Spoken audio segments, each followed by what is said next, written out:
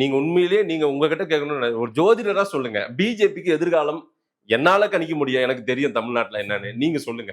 எப்படி இருக்கும்? அதாவதுங்க, பிஜேபி எப்படி இருக்குதுன்றது பாருங்க.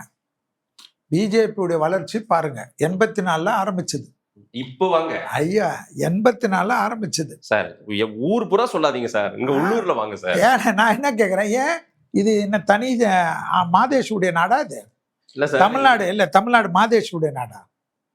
மாதேஷுடைய நாடா? ஒண்ணும் இல்லையா சார். கர்நாடகால ஏற்கனவே ஆட்சியில இருந்து இப்ப எதிர்கட்சி நாங்க. எங்க? இப்ப ஆந்திரால வந்துட்டோம், உள்ளூர்ல, தெலுங்கானால வந்துட்டோம். இங்க என்ன இருக்குது? தமிழ்நாடு இந்தியால ஒரு பகுதி தாங்க. நாங்க காஷ்மீர்ல ஆரம்பிச்சிட்டோம், கன்னியாகுமரியில ஃபைனலா முடிப்போம். கவலைப்படாதீங்க. இல்ல சார், அண்ணாமலை ஒரு பெரிய கூட்டத்தை உருவாக்கி கொடுத்தாரு. அவரை தூக்கி பின்னாடி அனுப்புனது மொத்தமா போயிடுச்சுல. அப்படியே அந்த கூட்டம் அப்படியே போயிடுச்சு போல.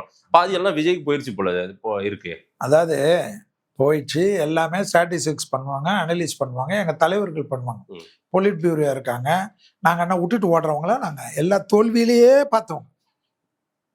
அங்க இது கல்கட்டால வெடிகுண்டு, எங்களுடைய சிஎம் அப்ப வந்திருக்கிறவருடைய செக்ரட்டரிய கொன்னாங்க. எல்லாத்துலயும் யுத்த காண்டம் பார்த்துட்டோம், காஷ்மீர்ல பார்த்துட்டோம், எல்லாத்தையும் பார்த்துட்டு எங்களுக்கு உங்களுக்காவது எதிர்ப்புகள் இங்க இருக்கிற கட்சிங்களுக்கு ஏடிஎம்கேனா டிஎம்கேனா எங்களுக்கு எல்லா எல்லை பிரிவுகள் இருக்கக்கூடிய அத்தனை நாடுகளும் பிஜேபிக்கு எதிர்ப்பு, உலகமே பிஜேபிக்கு எதிர்ப்பு, எங்க மோடி தலைவருக்கு எதிர்ப்பு. ஆனா எல்லாத்தையும் அடிச்சு தூக்கி இந்தியாவினுடைய திருமகனாக எல்லா இடத்துலயும் நின்று ஜெயிச்சு, அதோ வெஸ்ட் பெங்கால ஜெயிச்சு அந்த நாட்டு மண்ணை முத்தமிட்டு வெற்றி கொடியை நாட்டணும்ல. தமிழ்நாட்டிலேயே அதே போல வெற்றி கொடி சீக்கிரம் நாட்டுவோம், ஒன்றும் பயப்படாத. அந்த வெற்றி விழாக்கு கண்டிப்பா உனக்கு அழைப்பு உண்டு. எங்கேயும் ஓடாது. 365 நாள் தான் ஒரு வருஷம். எவ்வளோ?